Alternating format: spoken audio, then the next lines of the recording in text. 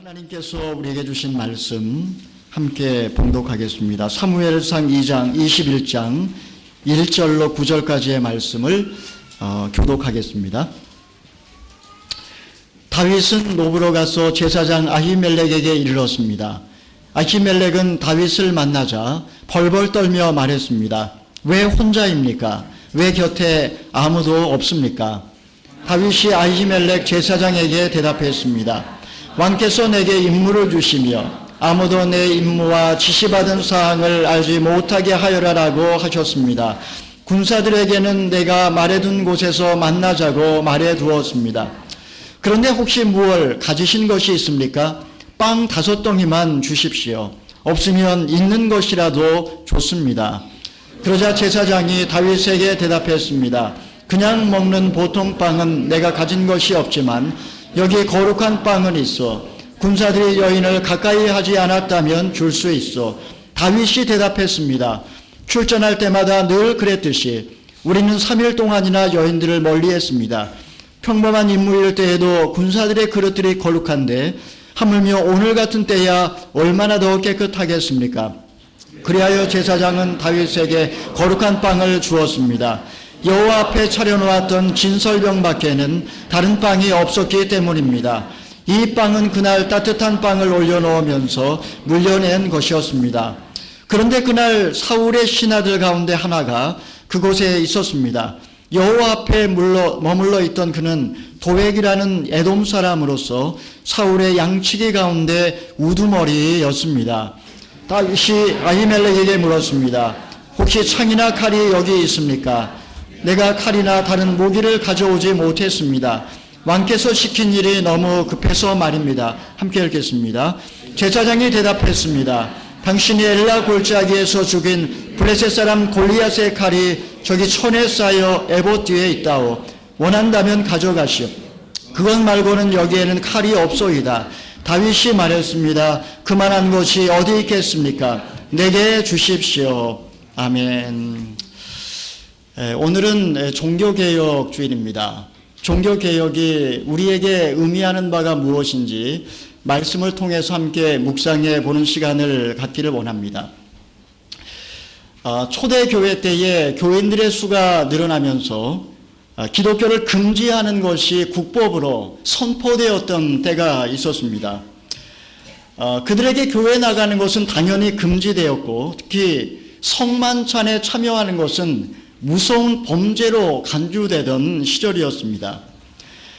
당시 성만찬은 예수 믿는 사람들이 피를 좋아하고 그 피를 먹고 마신다는 이상한 소문 때문에 기독교를 박해하는 자들에게 큰 오해를 불러 일으켰던 때입니다. 어느 날 한 소녀가 성찬식에 참여하기 위해 길을 가고 있었습니다. 그런데 그만 보초를 서고 있던 로마 군인에게 붙잡히고 말았습니다. 군인은 소녀를 잡자마자 그녀에게 어디를 가느냐고 다그쳐 물었습니다. 이때 소녀는 이 위기에서 벗어나기 위해 어떻게 해야 할지 잠시 망설였습니다. 선뜻 거짓말을 할 수도 있었지만 그리스도인으로서 선의의 거짓말이라 할지라도 하고 싶지 않은 그 순수한 마음 때문에 순간적으로 하나님께 지혜를 구하며 기도하였습니다. 그리고 소녀는 이렇게 말했습니다. 얼마 전에 저희 큰오빠가 돌아가셨습니다. 그래서 모든 가족들이 다 모여 오늘은 큰오빠의 유언장을 읽는 날입니다. 오늘은 큰오빠를 기념하기 위하여 온 식구들이 모이는 그런 날입니다. 이 말을 들은 군인은 빨리 가보라고 소녀를 그 자리에서 보내주었습니다. 이 소녀는 진실을 말한 것입니다. 예수님은 우리를 형제라고 부르기를 부끄러워하지 않으셨습니다. 또한 예수님은 우리에게 유언과도 같은 복음의 말씀을 우리에게 남겨주셨습니다. 무엇보다도 예수님은 당신의 살과 피를 우리에게 주시면서 이것을 기념하라고 우리에게 명하셨습니다. 그러므로 소녀는 어쩔 수 없는 상황 속에서 거짓말을 하지 않고 진리를 말했던 것입니다. 우리가 어떻게 하면 날마다 이렇게 순수하고 그리고 아름다운 신앙의 모습을 유지하면서 세상에서 빛과 소금의 삶을 살아갈 수 있을까요? 어떻게 하면 내 삶이 날마다 새롭게 되어서 신앙의 본질을 잃지 않고 하나님 앞에 날마다 영적으로 성숙해져 갈 수 있을까요? 첫 번째로 우리는 그리스도 안에서 항상 진실을 말하고 그리고 진실되게 살아야 합니다. 우리 옆에 분에게 이렇게 말하겠습니다. 그리스도 안에서 항상 진실을 말하는 것입니다. 우리 얘기해 주십시오. 여러분, 우리가 그리스도 안에서 항상 진실을 말하는 것이 쉬운 일일까요? 우리는 너무나 쉽게 때로 선의의 거짓말을 할 때도 있고 때로는 내가 손해보지 않기 위해서 또 거짓말을 할 때도 있습니다. 오늘 본문 말씀에 보게 되면 거짓말 때문에 엄청난 비극의 역사가 일어나는 것을 보게 됩니다. 우리 1절 2절의 말씀을 함께 읽어보도록 하겠습니다. 시작. 다윗은 노브로 가서 제사장 아히멜렉에게 이르렀습니다. 아히멜렉은 다윗을 만나자 벌벌 떨며 말했습니다. 왜 혼자입니까? 왜 곁에 아무도 없습니까? 다윗이 아히멜렉 제사장에게 대답했습니다. 왕께서 내게 임무를 주시며 아무도 내 임무와 지시받은 사항을 알지 못하게 하여라라고 하셨습니다. 군사들에게는 내가 말해둔 곳에서 만나자고 말해 두었습니다. 지금 다윗은 사울의 눈을 피해 도망을 치고 있는 신세입니다.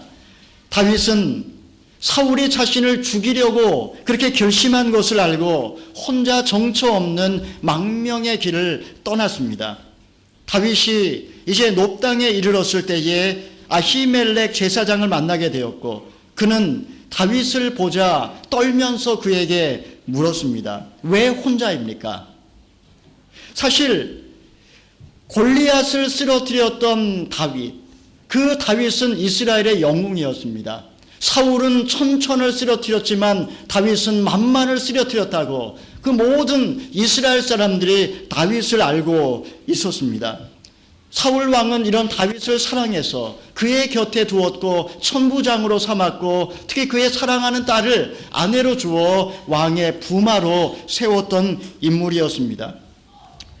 그런데 제사장 아히멜렉이 볼 때에 참 이상했습니다. 다윗이 혼자 온 것이었습니다. 왜 혼자입니까? 왜 곁에 아무도 없습니까?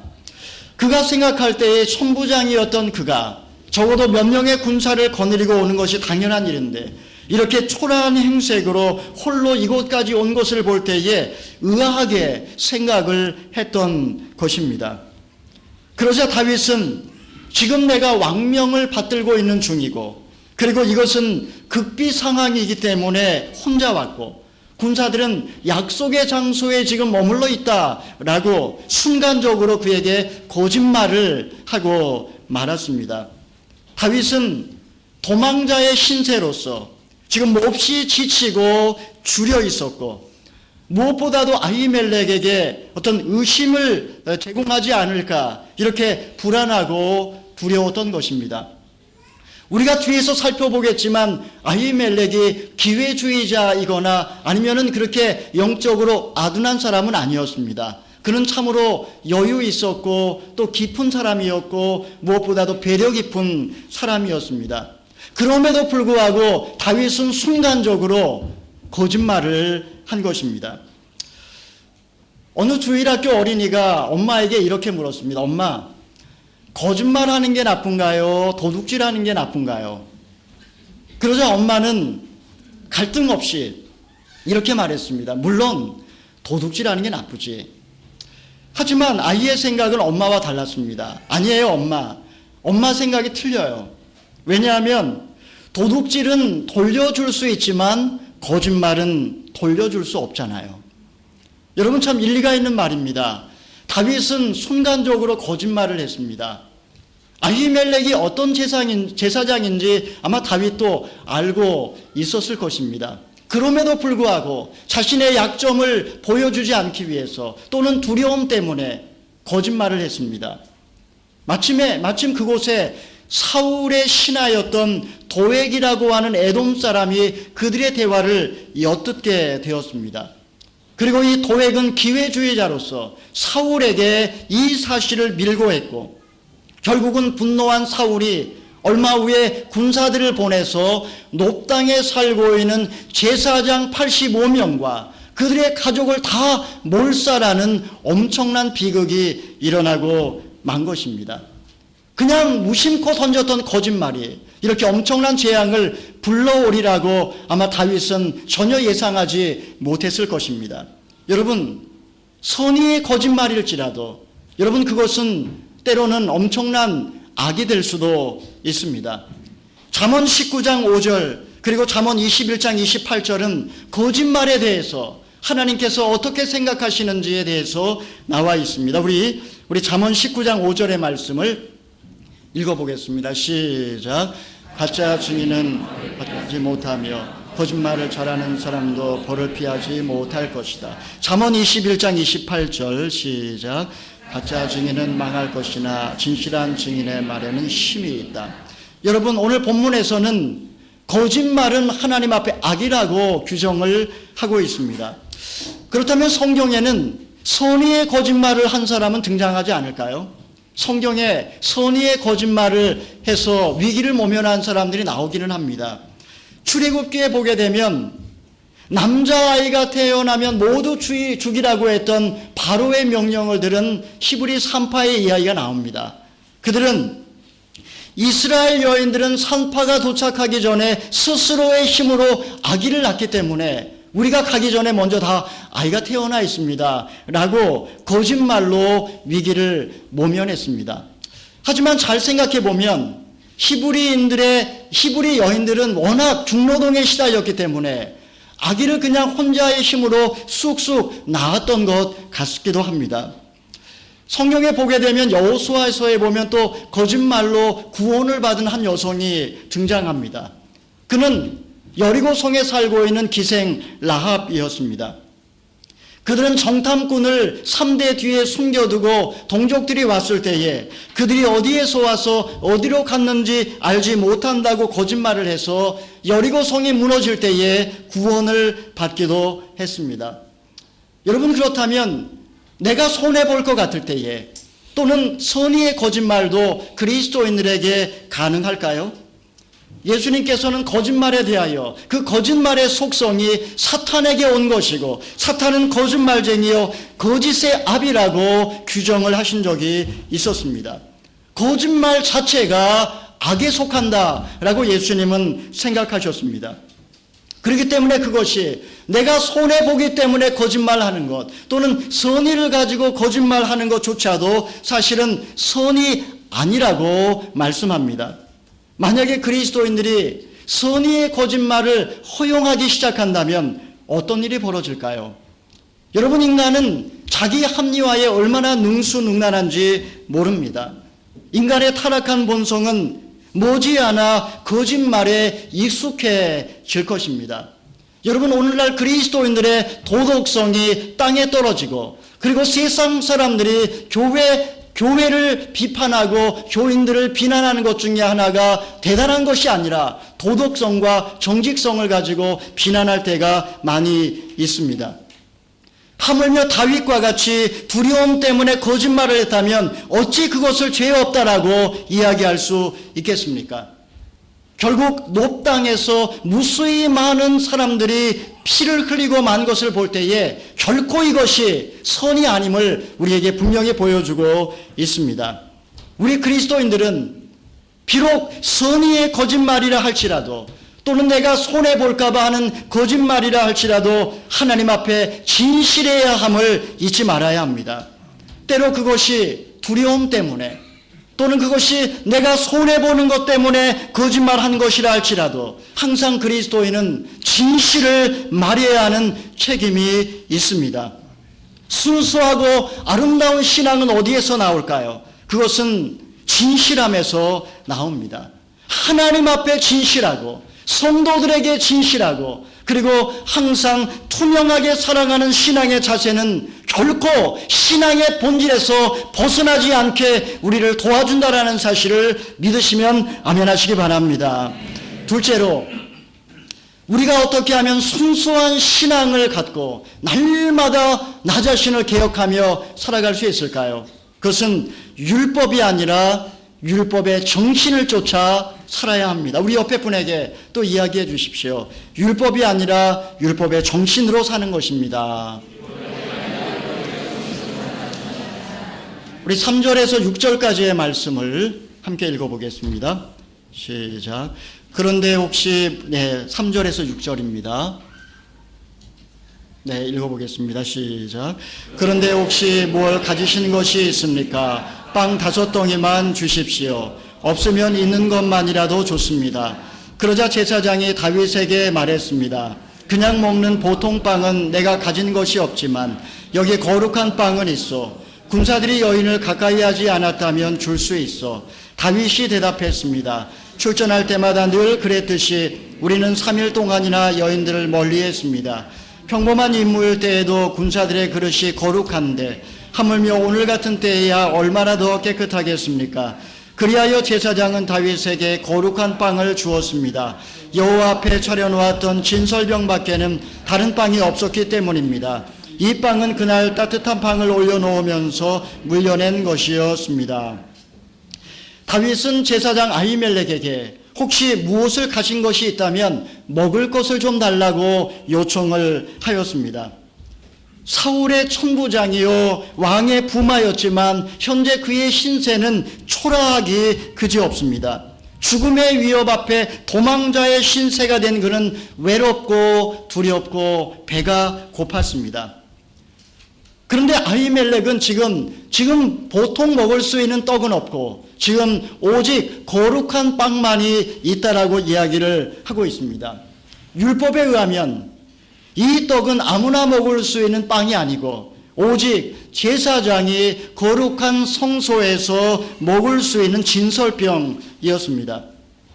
그런데도 불구하고 오늘 본문에 보게 되면 아히멜렉이 전혀 갈등 없이 다윗에게 몇 가지 사항을 물어본 다음에 굶주리고 있는 다윗에게 성막에서 막 내어놓은 진설병을 그에게 준 것입니다. 여러분, 그는 제사장이었습니다. 어느 누구보다도 율법에 대해서 알고 있는 사람이었습니다. 모세오경의 진설병은 오직 제사장만이 먹을 수 있다라고 규정한 것을 그가 모를 리가 없습니다. 그런데도 불구하고 그가 왜 다윗에게 진설병을 준 것일까요? 그는 제사장이었지만 율법의 노예로 살지 않았습니다. 그는 배고픈 다윗에게 먹을 것을 주는 것, 배고픈 다윗을 불쌍히 여기고 거룩한 떡을 주는 것, 바로 그것이 하나님의 마음이라는 것을 알았던 것입니다. 그가 하나님의 마음을 알았기 때문에, 그의 마음을 품고 있었기 때문에 이렇게 거침없이 율법을 어기면서까지 떡을 줄 수 있었던 것입니다. 여러분, 하나님께서 인간에게 율법을 주셨습니다. 많은 계명이 우리에게 있습니다. 그러나 하나님이 우리에게 율법을 주셨지만 그러나 율법적인 분은 결코 아니십니다. 하나님이 인간에게 율법을 주신 목적은 바리새인처럼 모든 율법을 다 지켜 조목조목 행하며 율법의 노예로 살라고 주신 것이 아닙니다. 오히려 율법의 정신은 사랑이기 때문에 사랑을 실천하며 살면 모든 율법은 완성된다고 주님은 말씀하셨습니다. 이 뜻을 아히멜렉은 알고 있었기 때문에 율법을 어기면서까지 배고픈 다윗에게 거룩한 진설병을 준 것입니다. 사랑하는 여러분, 율법 자체는 거룩한 것입니다. 하지만 어리석은 인간은 이 율법을 지킴으로써 거룩하게 될 수 있다라고 착각을 하고, 그리고 율법의 조문을 지킴으로써 사실은 율법 신앙에 빠지고 맙니다. 저나 여러분이나 율법 신앙에 빠지게 되면 나타나는 특징이 두 가지가 있습니다. 그것은 내가 율법을 지키면 교만해져서 다른 사람을 정죄하고 판단하고 비난하고 손가락질합니다. 정반대로 내가 율법을 지키려다가 지키지 못하면 스스로를 정죄하고 판단하고 비난해 버리는 것입니다. 여러분, 인간은 율법으로 어느 누구도 의로워질 수 없습니다. 율법을 통하여서 하나님께서 우리에게 원하시는 것은 나의 힘으로 율법을 지킬 수 없고 오직 율법은 하나님의 사랑으로 하나님의 은혜로 지킬 수 있음을 알게 해주시고, 그리고 율법의 정신은 율법을 지키는 것이 아니라 사실은 자비의 존재가 되고 사랑을 실천하는 것임을 우리에게 가르쳐 주십니다. 아브라함 링컨이 배를 탄 적이 있었습니다. 그가 열심히 부두에서 통나무를 옮기며 일을 할 때에 뉴올리언스의 한 그 부둣가에서 흑인 노예 시장이 열리는 것을 목도하게 되었습니다. 한 가족이 여러 노예 그 주인에 의하여 여기저기 뿔뿔이 팔려나가는 것을 보고 그 자리에서 서로 가족이 찢기는 그 비극적인 고통의 장면을 보고 아브라함 링컨이 동정의 눈물을 참을 수 없었습니다. 그때 받은 그 인상 때문에, 그 눈물 때문에 그는 노예 해방의 아버지가 될 수 있었던 것입니다. 바로 그 컴패션, 그 아픔, 그 마음이 바로 아브라함 링컨을 링컨이 되게 한 것입니다. 사랑하는 성도 여러분, 율법의 정신은 무엇일까요?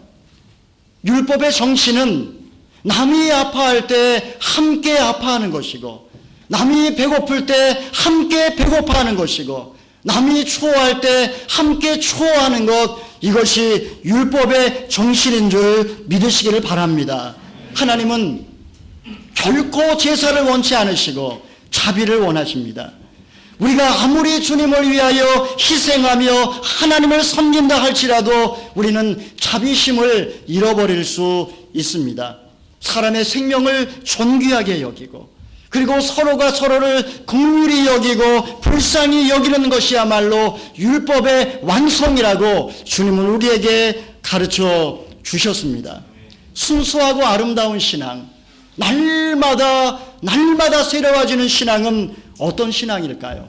그것은 많은 것을 이루고 많은 것을 배우고 많은 헌신을 하는 데 있지 않고 내 마음속에 긍휼히 여기는 마음과 불쌍히 여기는 마음이 있는가, 거기에 달려있는 줄을 믿으시기를 바랍니다.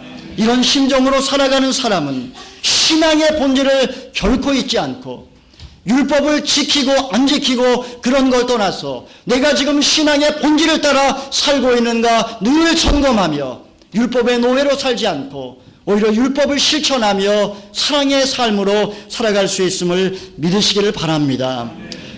세 번째로 우리가 어떻게 영적으로 순수하고 또 날마다 그리스도 안에서 성숙해 나아갈 수 있을까요? 그것은 하나님이 내 삶 속에 어떤 구원의 역사를 이루셨는지를 결코 잊지 않는 것입니다. 우리 8절 9절의 말씀을 읽어보겠습니다. 8절 9절입니다. 시작. 다윗이 아히멜렉에게 물었습니다. 혹시 창이나 칼이 여기 있습니까? 내가 칼이나 무슨 무기를 가져오지 못했습니다. 왕께서 시키신 일이 너무 급해서 말입니다. 제사장이 대답했습니다. 당신이 엘라 골짜기에서 죽인 블레셋 사람 골리앗의 칼이 저기 천에 쌓여 에봇 뒤에 있다오. 원한다면 가져가시오. 그것 말고는 여기에는 칼이 없소이다. 다윗이 말했습니다. 그만한 것이 어디 있겠습니까? 내게 주십시오. 여러 날 동안 굶주린 다윗은 허겁지겁 빵을 먹었습니다. 이제 어느 정도 여유를 찾은 다윗은 혹시 칼과 창이 있는지를 물었습니다. 사울에게 너무나 다급하게 쫓기다 보니 무기를 챙길 여유가 없었던 것입니다. 그런데 성소에는 몇 년 전에 다윗이 골리앗을 물리칠 때 사용했던 칼이 거기 있었습니다. 사실 다윗과 골리앗의 전투에서 다윗은 칼을 갖고 나가진 않았습니다. 그러나 골리앗이 쓰러졌을 때 골리앗의 칼로 골리앗을 죽인 바로 그 칼이 지금 성소에 보관되어 있었습니다. 여러분, 아히멜렉은 왜 이 다윗의 칼을 그 거룩한 성소에 보관하고 있었던 것일까요? 하나님께서 블레셋 사람들에 의하여 고통받는 이스라엘을 구원하기 위하여 소년 다윗을 불러 쓰시고 그리고 그의 물맷돌로 그 거인 골리앗을 때려 눕힌 그 역사적인 사건, 바로 그 칼을 보관한 이유가 무엇일까요? 바로 그것은 그 놀라운 사건을 결코 잊지 말고 길이길이 기념하기 위한 것입니다. 아마도 성소를 방문하는 사람들마다 골리앗의 칼을 볼 때 하나님의 구원의 역사를 회상하면서 하나님이 만군의 여호와가 이 모든 위경에서 이스라엘을 구했음을 분명히 기억했을 것입니다. 이렇게 하나님의 구원의 역사, 하나님이 행하신 역사, 내 삶 속에 하나님이 어떤 일을 행하셨는지를 돌아보는 것, 잊지 않는 것, 이것은 굉장히 중요합니다. 10월 31일, 이날은 마틴 루터가 종교개혁을 일으킨 지 496년이 되는 해입니다. 당시 교회는 본래의 사명을 잃어버리고 권력만을 확장하는 데에 몰두하고 있었습니다. 이때 마틴 루터가 그 부패한 교회를 향하여 교회의 본래의 순수한 모습으로 돌아가야 된다라고 외치면서 시작한 것이 종교개혁입니다. 베드로 성당의 그 엄청난 건축비를 충당하기 위해서 교황이 그 당시에 그 모금 방식으로 면죄부를 활용했고, 알베르트라고 하는 사람이 교황과 그리고 자신이 반반 나누어서 이익금을 갖기로 약속을 하고, 그리고 사기극을 벌인 것이 면죄부였습니다. 당시에 그는 당대의 최고의 웅변가라고 할 수 있는 태체를 고용하고, 그리고 그에게 가짜 박사학위를 주고 가는 곳마다 그에게 설교를 하게 해서 엄청나게 많은 사람들에게 거금을 모으고 수많은 사람들이 그 사기극에 참여를 하게 된 것입니다. 이러한 타락상을 목도한 마틴 루터, 그는 이 천주교회에서 나올 생각이 전혀 없었습니다.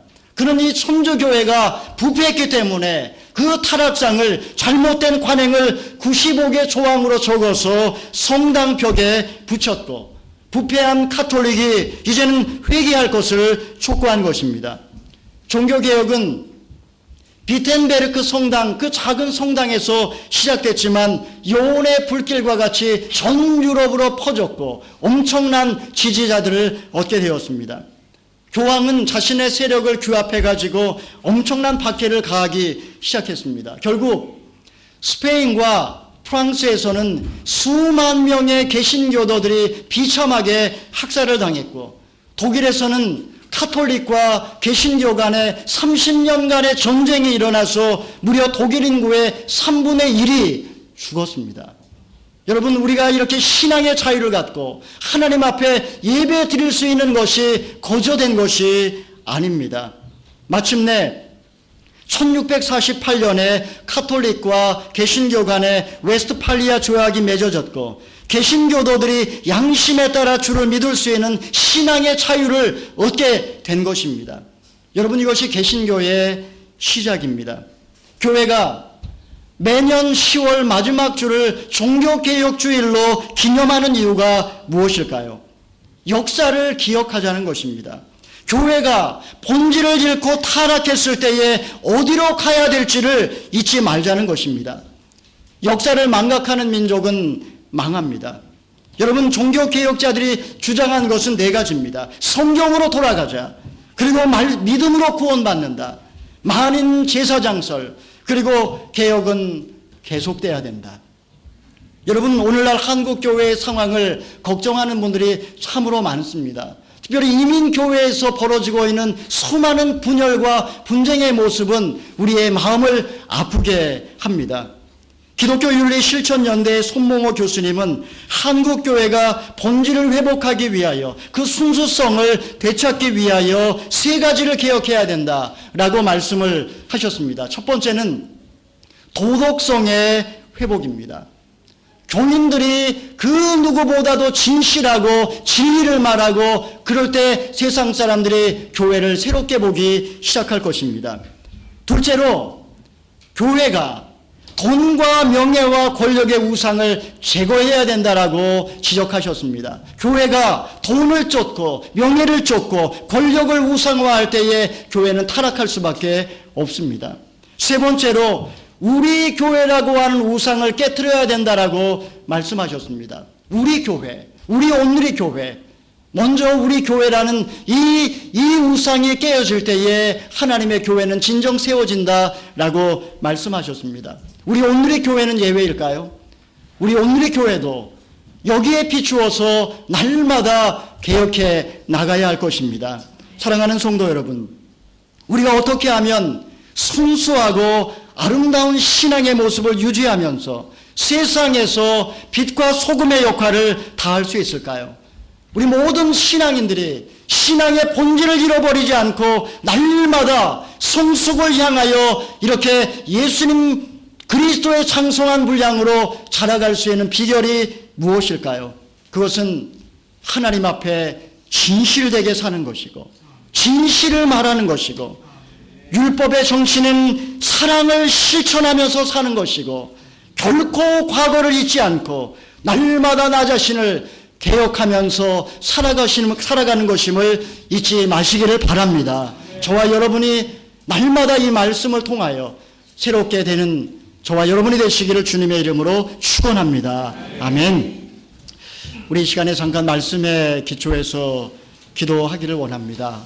우리 기도하기 전에 우리 마지막 아까 불렀던 찬양, 그 찬양을 한번 부르고 우리 하나님 앞에 서서 하나님 아버지 나를 새롭게 하여 주시고 날마다 진실을 말하게 하시고 정말 순수하고 아름다운 신앙을 지켜가게 하시고 그리고 하나님 아버지 날마다 하나님 아버지 내 마음속에 있는 모든 우상을 파하게 주여 도와주시옵시고 날마다 개혁해 나갈 수 있도록 주여 나를 도와주시고 그리고 우리 교회가 되게 도와주시고 우리 오클랜드에 있는 모든 교회들이 이 성신을 잃지 않고 날마다 새로워질 수 있도록 도와주시옵소서. 우리 이런 마음으로 먼저 찬양을 하고 기도하겠습니다.